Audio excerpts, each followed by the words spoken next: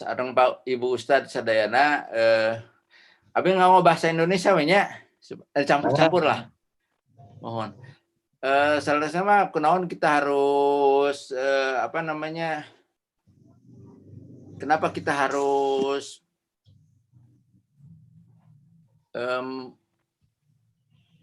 ini ada beberapa pertanyaan, kenapa sih kita harus, di dalam bisnis, sekarang ini harus membuat model padahal, dulu mah bisnis ngejual payu gitu kan.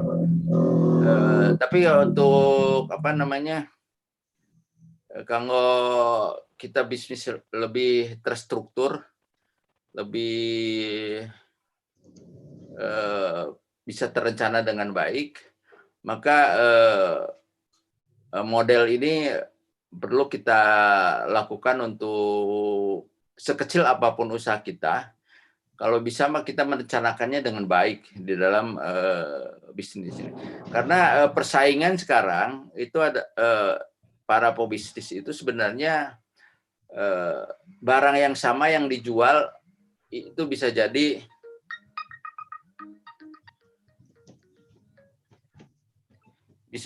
sama. Persaingan sekarang adalah sebenarnya bagaimana kita memiliki model bisnis yang berbeda dengan yang lain.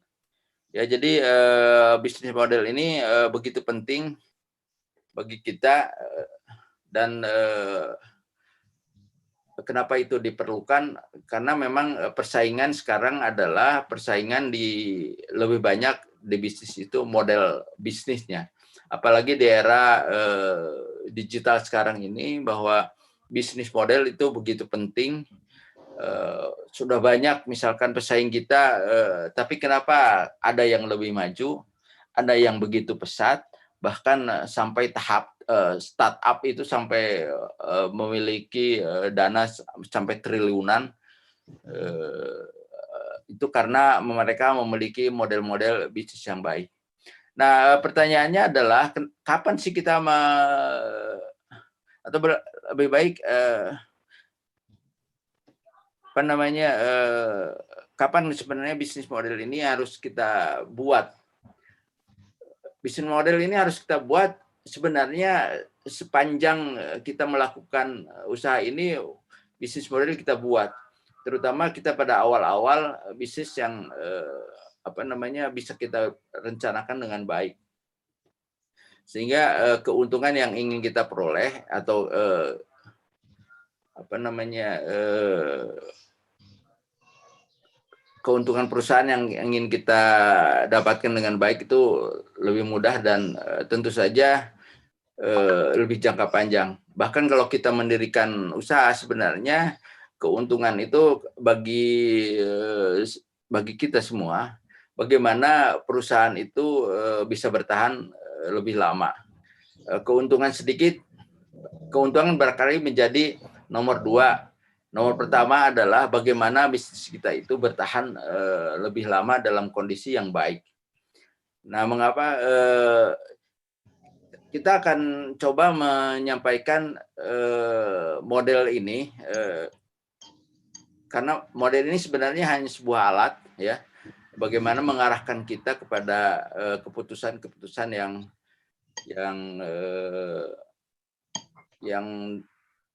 dapat terukur, ya. Nah, ada lagi barangkali dulu sebelum bisnis model Canvas ini turun, ya ada, itu sebenarnya udah lebih banyak dikenal. Ada yang kalau kita mau membuka usaha kita sebut bisnis plan. Lantas apa sih apa namanya, bisnis model Canvas dengan bisnis plan? Kalau bisnis model ini, kalau kita bedanya lah dengan bisnis plan. Kalau bisnis plan itu biasanya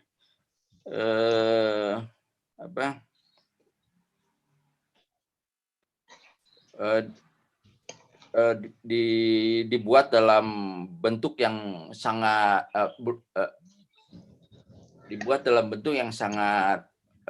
tebal, ya. Dimulai dari visi misi usaha sampai kepada itu bisa memakan berlembar-lembar apa namanya tulisan rencana bisnis itu.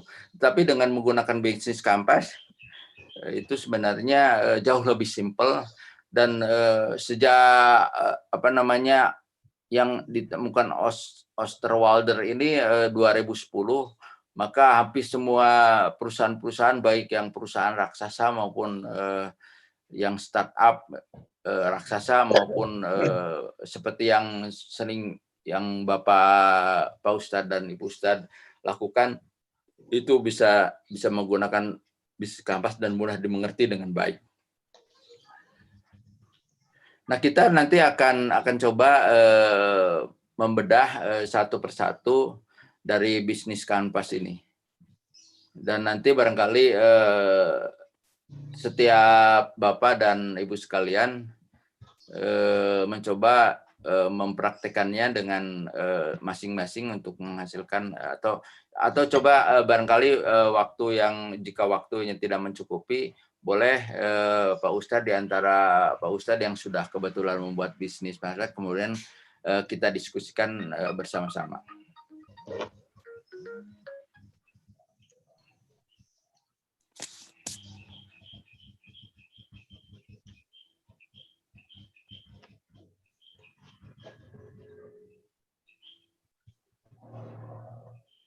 Kehalangan itu.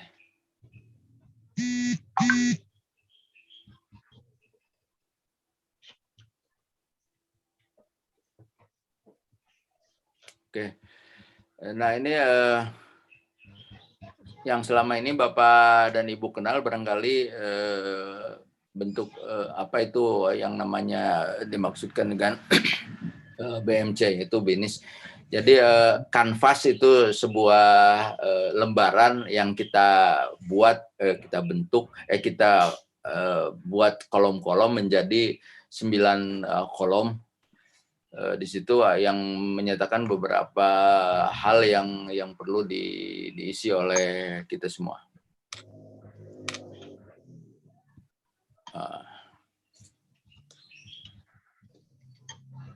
Ya. Nah, jadi Bapak dan Ibu, jadi pada intinya bisnis kanvas ini adalah bagaimana kita menuangkan pikiran kita, rencana kita, rencana bisnis kita ya. Baik rencana maupun sebenarnya yang sudah berlangsung. Tapi kita bisa membacanya dengan lebih jelas dan siapa saja bisa melihatnya dengan lebih baik. Barangkali ada yang dari kita ada yang membuat bisnis plan. Apa bedanya dengan bisnis plan? Itu biasanya diketahui oleh divisi-divisi masing-masing. Kalau bisnis kanvas ini dari mulai konsumen, bahkan dari mulai direktur sampai ke pekerja di bawahnya bisa membaca ini dengan baik. Bahkan perlu diketahui sehingga setiap orang bisa melakukan apa yang ingin dilakukan di dalam bisnisnya. Karena di dalam bisnis plan ini kita bisa melihat dengan utuh ya, gambaran secara utuh mengenai modal bisnis kita, mulai dari bagaimana kita merespon konsumen sampai kita tahu apa saja keuntungan yang kita dapat atau revenue yang kita dapatkan.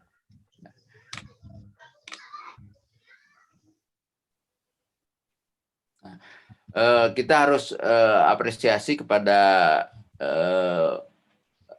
Alexander Osterwalder ini yang meng-create satu model bisnis ini yang terkenal bahkan di seluruh dunia, bahkan perusahaan-perusahaan raksasa juga seperti Apple, seperti Google, seperti ada beberapa perusahaan besar itu yang mereka tampilkan adalah tidak lagi bisnis plan, walaupun bisnis plan mungkin mereka buat, tapi bisnis model kanvas ini sangat mereka gunakan. sehingga produk-produk yang mereka buat bisa lebih inovatif sesuai dengan waktu kekinian. Karena bisnis plan ini kalau bisnis plan lagi BMC ini bisa kita rubah sebenarnya setiap saat ya. Kalau bisnis plan biasanya setahun sekali baru direvisi. Nah, seperti kita pahami bahwa kita concern dengan 9 elemen ini atau 9 kunci ya di dalam bisnis plan ini. Dimulai dari dimulai dari customer segment, kemudian value proposition, kemudian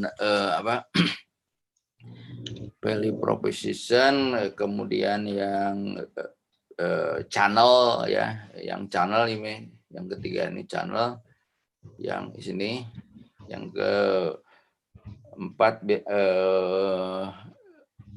customer relations, kemudian yang kelima itu revenue stream, yang keenam yang keenam itu lupa lagi ya. Nanti kita lihat aja urutan-urutan yang bagaimana kita bahas satu-satu ya, setiap urutan ini. Nah, ada beberapa buku atau beberapa coach atau beberapa trainer itu menempatkan customer segment ini di urutan kedua ya. Tapi kita diskusikan customer segment ini di urutan pertama, karena bagi kita sebenarnya kalau kita membuka usaha, sebenarnya yang harus kita perhatikan dulu itu pasar. Siapa itu pasar? Pasar itu adalah customer. Customer itu adalah pasar, gitu ya. Pasar kita akan target pasar kita itu siapa sih? Apakah pasar yang besar atau pasar individu atau pasar-pasar yang segmented? Segmented itu maksudnya pasar-pasar yang apakah kita mau anak muda, mau anak yang umur sudah senior, misalkan ya udah anak-anak milenial atau yang sudah berumur, atau semua segmen yang ingin kita target gitu ya, yang ingin kita sasar gitu ya.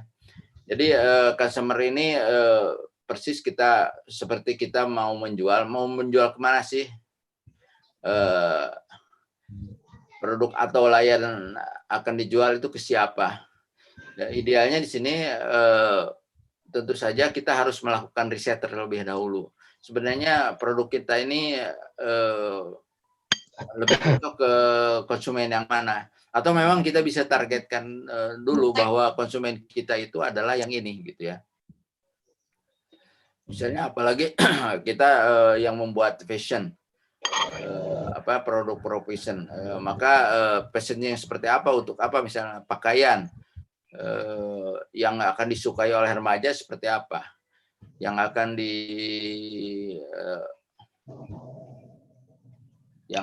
kita targetkan apakah yang yang sudah berumur atau yang masih muda. Atau bahkan tadi kalau pisang misalnya, tadi ada yang pisang, itu segmen pasarnya yang mana? Tentu saja barangkali Bapak nggak usah mensegmentasi dalam umur, tetapi misalkan siapa sih yang pisang itu cocoknya untuk apa? Apakah ada masalah dengan kesehatan kalau mengkonsumsi pisang, atau malah sebaliknya? Misalnya ada produk-produk yang berhubungan dengan kesehatan, maka usia-usia tertentu atau dengan orang-orang yang peduli akan kesehatan seperti apa? Misalnya Bapak tadi ada yang kopi ya, kopi itu segmennya sebenarnya siapa yang lebih baik gitu?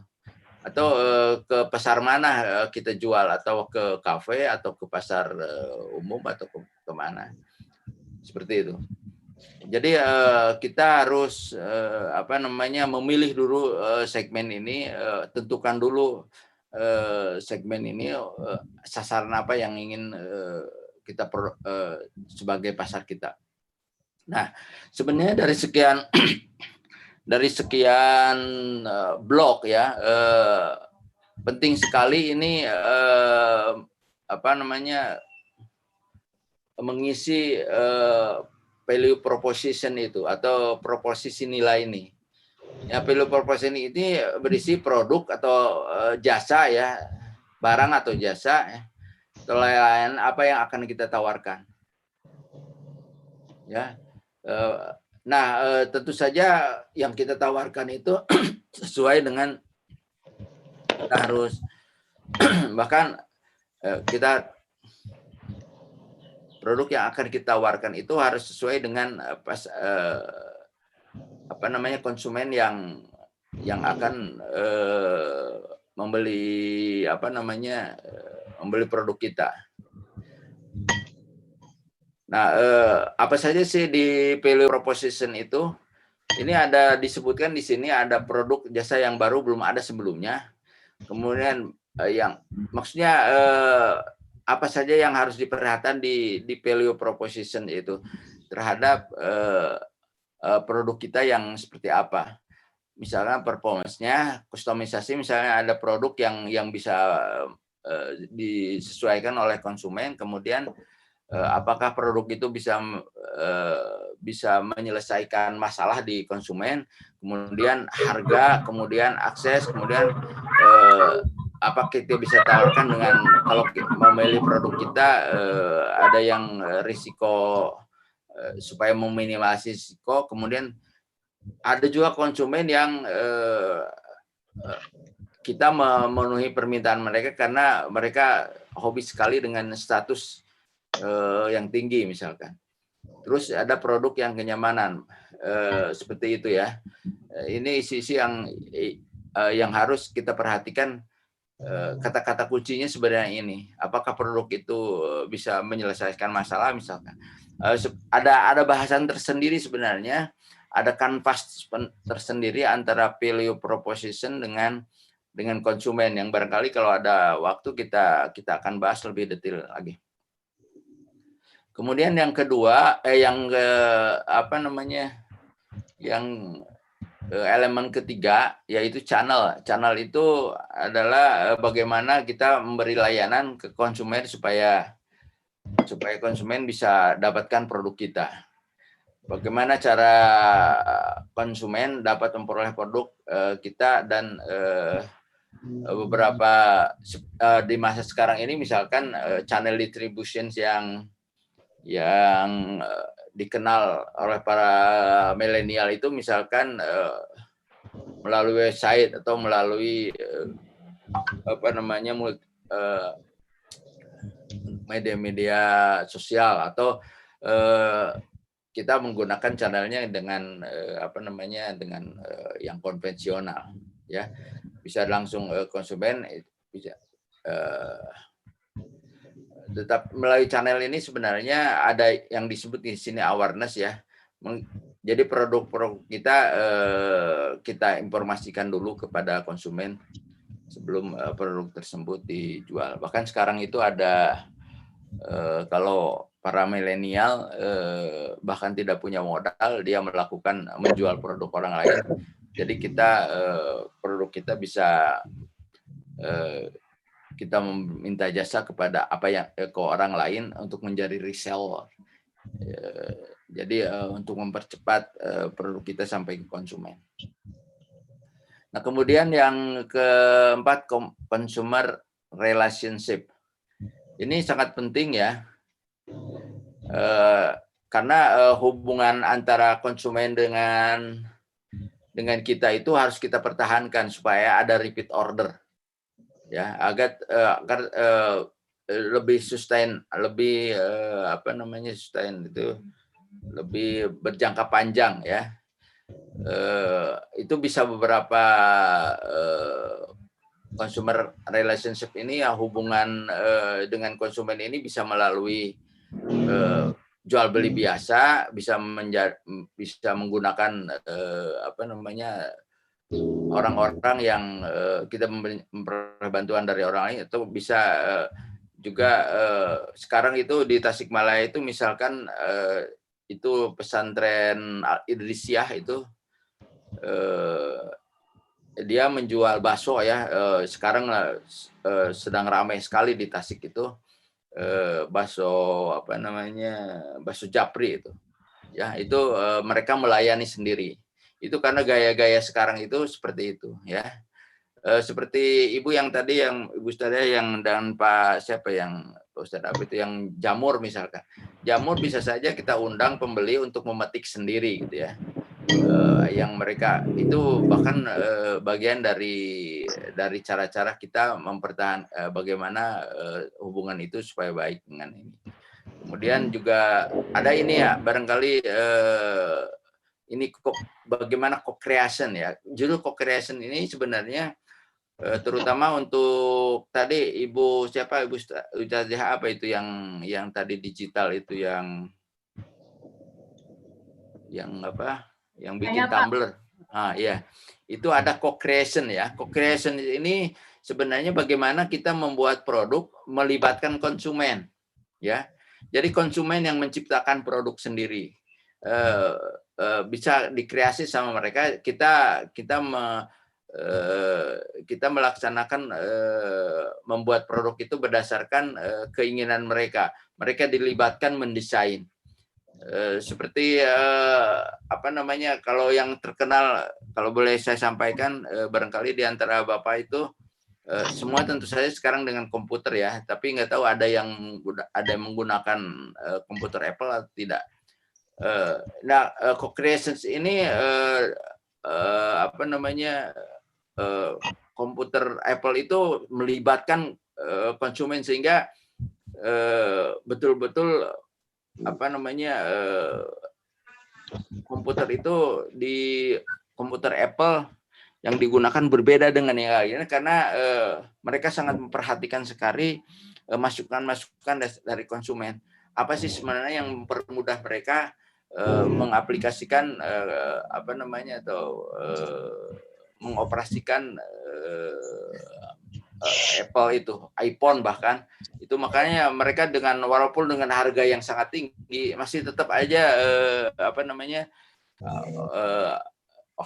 orang memilih mereka karena kepercayaan mereka terhadap modelnya, terhadap kekuatan apa namanya, keawetannya dan sebagainya, serta fitur-fitur yang mereka inginkan di situ selalu ada. Seperti itu. Jadi Bapak sekalian, libatkan konsumen untuk mendapat masukan-masukan dari mereka untuk kita membuat model-model, membuat kreasi-kreasi di dalam produk kita. Ya, terutama misalkan kalau Bapak Ibu mau membuat produk dikemas ya, kemasan-kemasan yang paling karena kemasan itu begitu penting ya di dalam produk itu. Nah, ini bisa melibatkan konsumen melalui jalur co-creation. Nah, kemudian yang lebih penting, itu sebenarnya dari sekian kita ini sebenarnya ini hasil akhir yang ingin kita dapatkan ya, yaitu revenue stream. Revenue itu adalah penerimaan, stream itu aliran. Kalau kita terjemahkan ya, revenue stream itu adalah kita bisa menjelaskan di sini apa saja sumber uang yang bisa kita dapatkan ya dari produk yang kita jual. Misalkan tadi jamur ya, yang kita jual jamur, ternyata kita bisa juga menjual selain jamur, kita bisa menjual backlognya, atau bahkan kita bisa melatih kemudian dibayar, maka itu juga apa namanya, itu termasuk pada revenue stream. Ya, kalau ada yang tadi ada yang peternakan nggak? Ada yang peternakan ya. Nah, ya, ada yang peternakan, misalkan selain menjual ternaknya juga revenue stream bisa kita peroleh dengan membuat pupuk dari kotoran ternak, kemudian pupuknya kita jual. Ya, katanya sih kalau menjual kotorannya tidak boleh ya. Jadi kita buat aja produknya menjadi pupuk sehingga pupuknya kita bisa jual. Maka itu adalah revenue stream. Jadi revenue stream itu selain juga kita menjual produk yang utama, kita juga bisa menjual produk-produk sampingannya atau bahkan jasa untuk yang itu. Nah, kemudian resource. Nah, key resource ini key ya. Key itu kunci ya. Key resource itu di sini di elemen ini kita dapat menjelaskan sumber daya yang kita miliki. Sumber daya itu apa saja sih? Ya, bisa jadi yang sering kita lupakan bahwa sumber daya yang kita miliki itu justru malah tenaga kerja. Tenaga kerja terampil itu adalah key resource ya. Key resource. Jadi key resource itu sebenarnya kuncinya saja. Jadi tidak semua, kalau misalnya itu bisa ditiadakan, itu bukan key resource namanya. Ya, artinya kalau tidak ada pun sebenarnya bisnis bisa jalan. Jadi key resource ini harus benar-benar yang kita perhatikan, karena itu memberikan andil yang kalau tidak ada itu maka produk kita menjadi rusak semuanya. Ya, key resource ini itu jadi sesuatu yang utama. Itu bisa berupa aset fisik, bisa uangnya sendiri, bisa juga kalau udah kita punya brand yang bagus, misalkan nama yang bagus, bisa produk kita udah dipatenkan, maka itu adalah juga resource kita, ya. Seperti tadi saya contohkan, misalkan kalau yang kita lihat itu misalnya, Bapak kalau mau nyuci pasti ingatnya Rinso katanya, padahal bukan Rinso tapi Soclean. Nah, itu adalah brand ya yang melekat di kepala orang, itu memiliki daya jual yang cukup bagus karena orang percaya kepada brand itu. Ya, seperti itu kira-kira. Kalau Bapak udah bikin nama, misalkan tadi banyak yang bisa yang bisa, tapi membentuk brand ini nggak mudah sih. Kita harus berprestasi dulu, baru brand kita bisa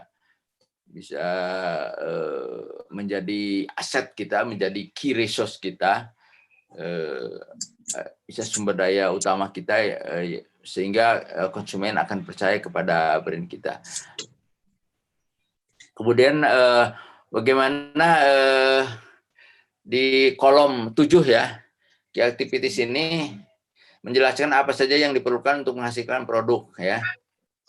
Misalnya kalau di aktivitas di backlog di jamur, apa saja yang aktivitas apa saja sih yang dominan di sana untuk menghasilkan di sini sebutnya untuk menghasilkan value proposition. Jadi untuk menghasilkan value proposition itu yang memberi nilai kepada konsumen. Jadi misalkan kalau di jamur itu dimulai dari kita membuat backlog, dan seterusnya sampai kita melakukan panen. Itu dijelaskan di dalam, tapi tentu saja karena ini kanvas terbatas, maka yang paling dominan kita, kalau aktivitas itu kita tidak lakukan, maka itu tidak jalan. Key partner nih. Key partner ini terutama produk-produk yang kita buat itu, misalkan di sini karena sekarang ini kita nggak bisa bikin perusahaan jalan sendiri saja. Itu kita perlu bantuan orang lain. Maka kita punya partner yang baik ya. Nah, key partner itu sebenarnya isi yang ada di kolom 8 ini harus benar-benar yang key-nya, yang utamanya ya. kita yang kira-kira tidak utama ya nggak usah dimasukkan ya. Terutama di sini di supplier, agen reseller, perusahaan ekspedisi, supplier bahan baku misalkan, kalau ini kalau misalkan apa namanya, kalau apa namanya, kopi ya, tadi Bapak ada yang kopi. Siapa sih partner kita, kalau apakah lembaga atau perorangan atau ini. Dan sebenarnya key partner ini kita yang benar-benar key partner, yaitu misalnya kan begini, misalkan dinas koperasi. Sebenarnya dinas koperasi sendiri itu bisa jadi key partner, tapi ada lebih dari key partner dari dinas koperasi itu, yang ada orang yang dapat Anda hubungi, ya dapat kita hubungi, kalau maka orang tersebut adalah key partner. Ya, jadi key partner itu sebenarnya bisa perorangan yang membuat mendukung bisnis Anda. Nah, biaya ini ya, biaya ini begitu penting di dalam ini. Biaya apa saja sih yang ada di dalam untuk memperoleh produk ini, ya? Jadi dari mulai kita memproduksi suatu produk sampai kepada pemasaran itu di situ adalah mengandung biaya semua, ya. Jadi biaya-biaya itu bahkan kalau di sini kalau kita bisa coba identifikasi, biasanya struktur biaya itu bisa kita identifikasi dengan apa yang kita sebut dengan biaya tetap. Biaya tetap itu adalah biaya yang tidak sekali kita, yang sebenarnya keluarnya mesin misalkan, atau fixed cost ini biaya disebut dengan, kalau bahasa kita itu sebut biaya tetap ya. Jadi berapa kali produksi pun biaya itu biasanya biaya tetap ini dikeluarkan saat pertama saja. Tapi dalam perhitungan biaya itu tentu saja itu harus dihitung depresiasinya, sehingga kita nanti ketemu berapa break-even point-nya. Kalau variable cost itu adalah cost-cost yang saat itu keluar, kalau kita tidak mengeluarkan biaya itu maka produk kita tidak akan jadi. Ya, jadi berapa banyak biaya yang dikeluarkan, maka produksinya itu sebanyak biaya yang dikeluarkan itu. Jadi semakin banyak produk yang dibuat, maka biaya variabelnya biasanya akan lebih banyak. Fixed cost juga bisa jadi variabel produk kalau jangka waktu lama ya. Jadi fixed cost ini sebaiknya yang diisikannya itu adalah penyusunannya. Nah, kita coba isi satu-satu ini ya. Sampai sini ada pertanyaan? Silakan sebelum saya lanjutkan.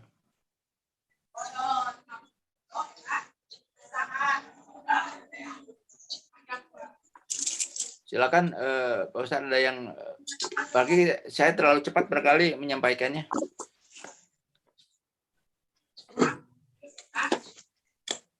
Untuk sementara cukup, Pak. Cukup aja ya. Ya. Oke. Nah, kita akan coba mengisi kolom-kolom ini ya. Ini adalah customer segment. Nah, sebenarnya ini dengan ini relasinya begitu kuat. Ya, jadi kalau kita bisa ini adalah di sini ada sisi supply-nya sebelah kanan ini ya. Sisi demand. Sisi permintaan. Jadi kita kalau membuat produk dimulai dari permintaan dulu. Dari kesukaan dulu tadi sebutkan. Kemudian baru kemudian kita adaptasi ke sini ya. Jadi dari consumer segment, kita harus consumer segment harus apa saja sih? Bukan hanya sekedar segmen. Sebenarnya untuk mengisi kalau segmentasi ini adalah target pasar ya. Bisa kita tentukan saja target pasarnya yang mana. Tetapi berkaitan dengan consumer ini, maka value proposition ini hanya dari target pasar yang kita buat, yang kita tentukan, maka kita harus tahu profil dari target konsumen tersebut. Ya,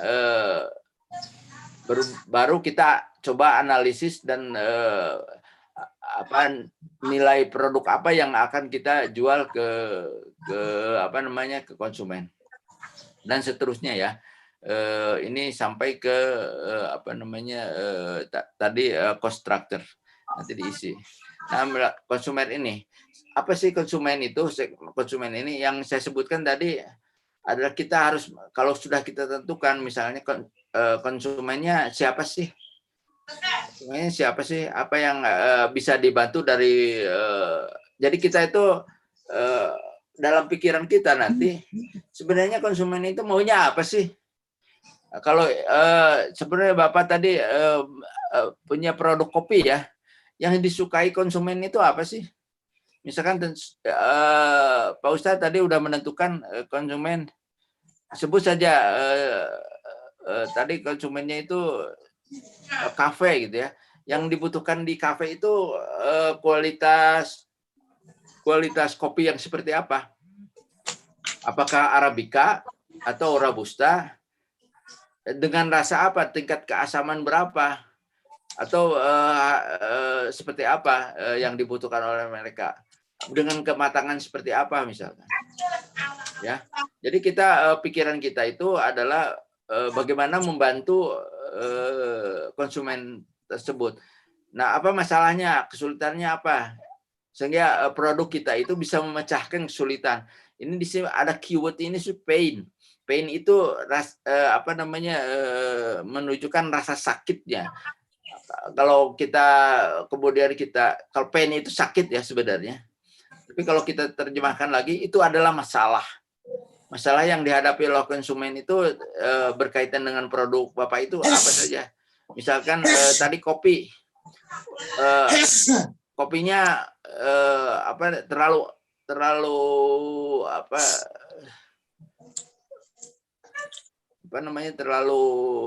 asam misalnya.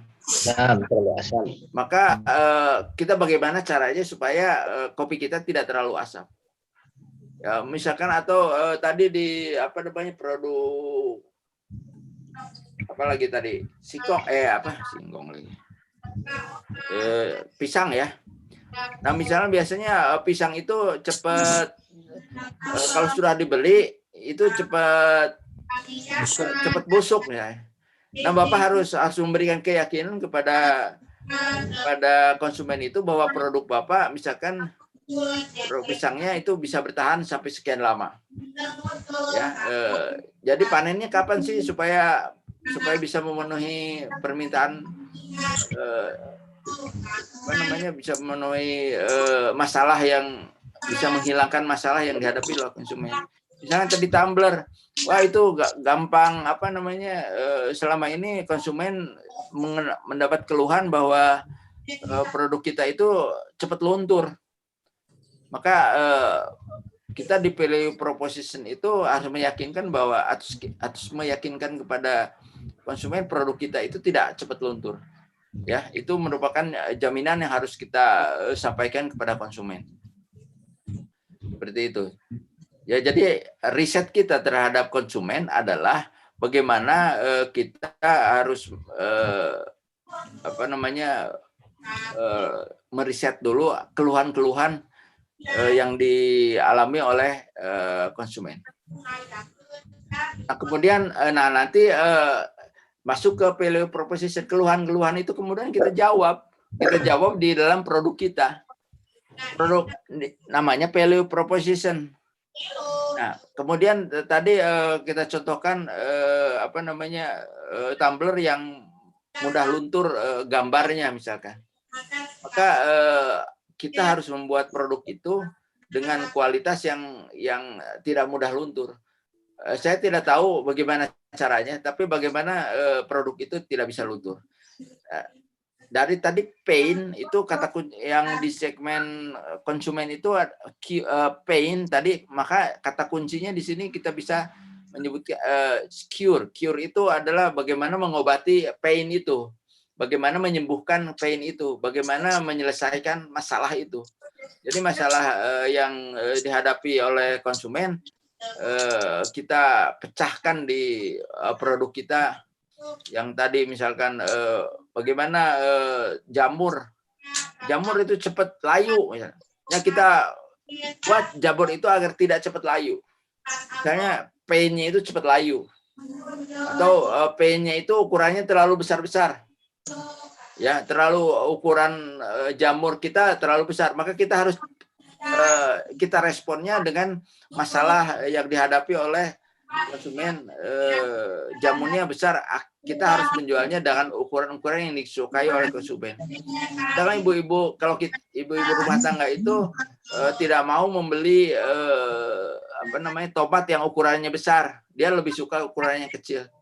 Karena ukuran besar itu biasanya suka dipotong katanya itu. Maka si petani tomat harus menjualnya dalam ukuran yang sesuai dengan kehendak para ibu rumah tangga itu. Nah, kemudian channel, bagaimana solusinya yang ada di value proposition, ya? Bagaimana bisa sebenarnya itu juga tetap harus menjawab kebutuhan konsumen, ya, harus mendapat solusi. Misalkan konsumen kita adalah konsumen kita itu bisa para pekerja, ibu-ibu rumah. Sekarang ibu-ibu rumah tangga udah karir, ya. Itu kalau boleh saya contohkan bagaimana Indomie atau mie instan lah lebih tepatnya. Bagaimana mie instan itu dibuat menjadi, ada istilah mie instan. Itu sebenarnya dia meriset itu ada yang masuk itu, ya, suara ini.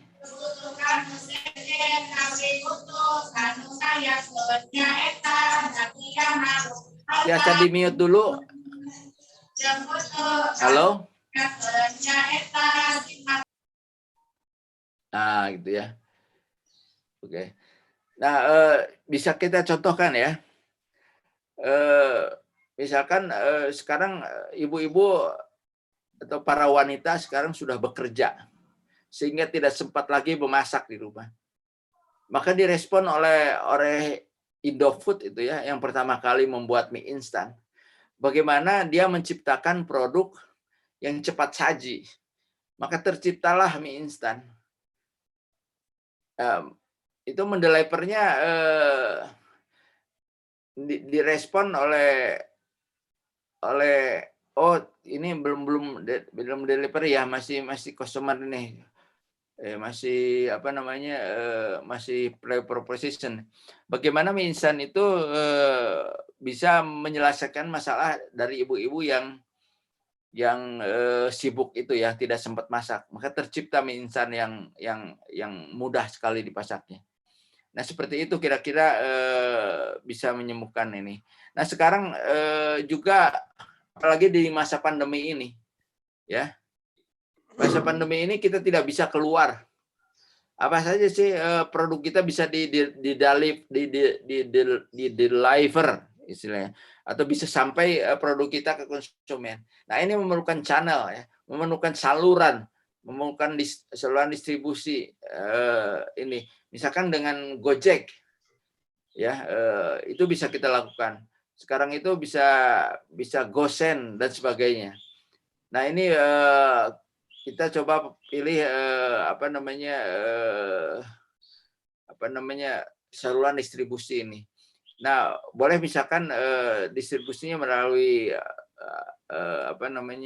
channelnya melalui marketplace dan seterusnya. Nah, bagaimana ini supaya mempertahankan kita konsumen kita, supaya tetap kita bisa berhubungan, bisa dapat loyalty, supaya dapat loyalitas dari konsumen. Ini penting sekali. Dengan maksud adalah ada repeat order. Bagaimana agar konsumen ini loyal membeli. membeli produk kita berkali-kali karena mereka puas ya. Tetapi bukan hanya sekedar puas, tapi kalau kita tidak punya hubungan yang baik dengan konsumen, atau bagaimana kita sebenarnya dengan konsumen itu kita bisa pertahankan supaya ada silaturahmi dengan mereka. Itu dalam bahasa kita silaturahmi dengan konsumen. Dalam beberapa hal, misalkan kita bisa berhubungan dengan konsumen kita melalui apa namanya media sosial. Kita coba kumpulkan apa namanya data-data konsumen. Data konsumen ini sekarang menjadi rebutan ya, bahkan sering dibajak. Itu karena apa namanya begitu pentingnya konsumen itu bagi kita. Karena kita kalau tidak ada konsumen, maka produk kita tidak akan ada yang membeli. Ini kita harus mempertahankan itu. Bagaimana cara mempertahankannya? Banyak cara ya. Misalnya dengan iklan, dengan apa namanya. Tapi yang paling penting itu adalah sebenarnya di masa-masa sekarang itu bagaimana konsumen itu supaya loyal dengan kita itu disentuh apa namanya harga dirinya, disentuh bahwa kita itu butuh mereka dan mereka selalu akan menyukai kita. Misal kita sapa ya. Sekarang itu bentuk-bentuk customer relationship itu misalnya kalau Bapak bisa beli mobil misalnya ke dealer itu biasanya mengumpulkan nomor telepon kita ya. Maka pada saat ulang tahun itu kita dapat ucapan selamat ulang tahun. Jadi ada mesin yang akan menjawabnya sebenarnya itu ya, bisa kalau ini. Tapi bagaimana jadi itulah sebenarnya sentuhan-sentuhan bagaimana kita menghargai konsumen supaya tetap punya hubungan baik dengan konsumen. Ya, seperti itu kira-kira. Bahkan suka ada deh kalau kita di Facebook itu ada notifikasi. Hari ini ulang tahun si ini, ucapkanlah selamat ulang tahun gitu. Nah, konsumen itu merasa tersentuh, hatinya merasa dihargai. Nah, hal-hal yang seperti itu adalah penting bagi kita untuk menjaga agar silaturahmi kita dengan konsumen itu tetap terjaga. Nah, kemudian ini yang paling penting tadi, revenue stream.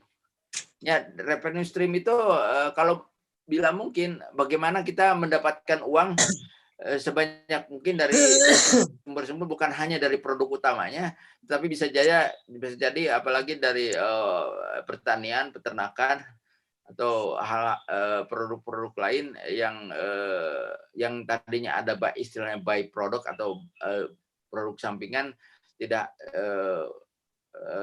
apa namanya tidak dibuang begitu saja misalkan. Sekarang itu bisa semua yang itu agar istilahnya apa itu bisa hilang tapi bisa diuangkan. Nah, apa namanya kata kunci dari sini adalah get money. Bagaimana mendapat pendapatan dari usaha yang kita lakukan itu. Jadi sekecil apapun apa namanya value stream ini harus di boosting ya, harus diusahakan supaya itu menjadi revenue kita ya. Seperti itu.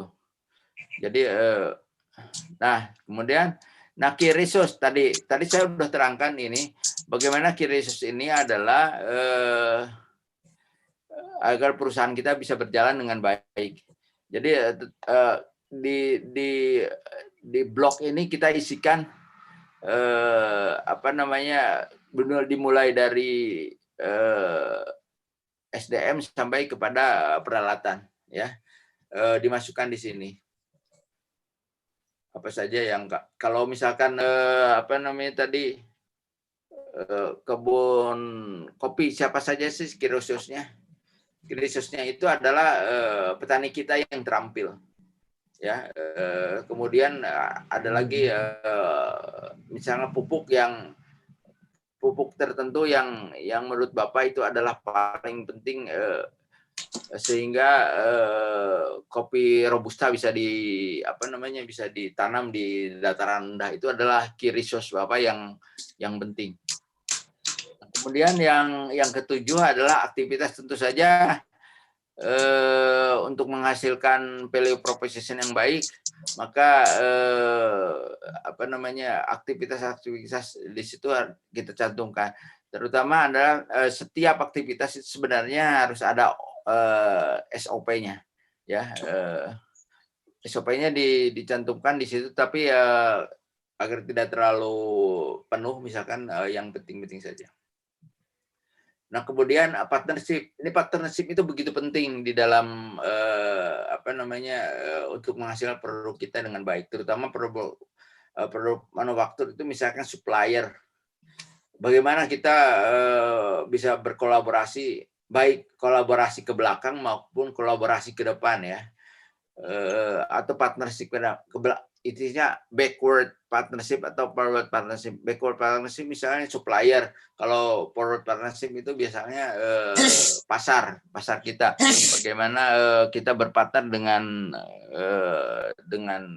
misalkan supermarket dan sebagainya. Nah, ini adalah cost structure. Tadi sudah saya sebutkan bahwa cost structure ini berisi bagaimana biaya-biaya yang kita keluarkan untuk menghasilkan produk yang baik, yang apa saja produk ini.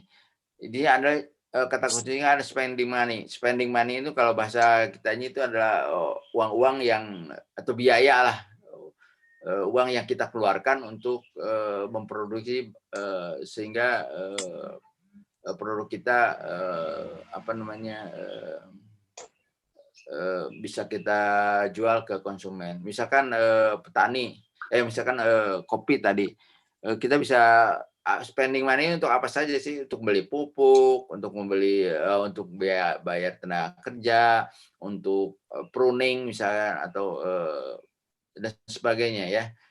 Yang berkaitan dengan bagaimana kopi itu bisa sampai berbuah dan kemudian bisa dijual dalam bentuk cherry-nya atau dalam bentuk setelah dibuat bean, setelah dikupas, ya, atau bahkan langsung di roasting di tempat Bapak. Itu adalah yang biasa diinikan, ya. Nah, saya menampilkan beberapa contoh ini, ya. Ini adalah contoh model kandawa sayur bok. Barangkali ada yang sudah tahu itu sayur bok itu seperti apa sekarang. Ini adalah sebenarnya perusahaan startup ini, ya. Tapi sekarang dia berhasil begitu. Ini bagaimana di sini coba lihat. Apa sih ini contoh kasus, ya. Bagaimana di segmen satu ini, ya, di consumer segmen ini pasar apa atau konsumen mana saja yang menjadi target sayur bok ini. Saya terangkan dulu, sayur bok ini adalah aplikasi sebenarnya yang menghubungkan antara konsumen dengan petani. Jadi dia sekarang jadi masalah kan, produk-produk yang sudah dijual di pasar itu, salah satunya adalah karena konsumen ingin produk yang segar, maka dia mendekatkan antara ide dasarnya adalah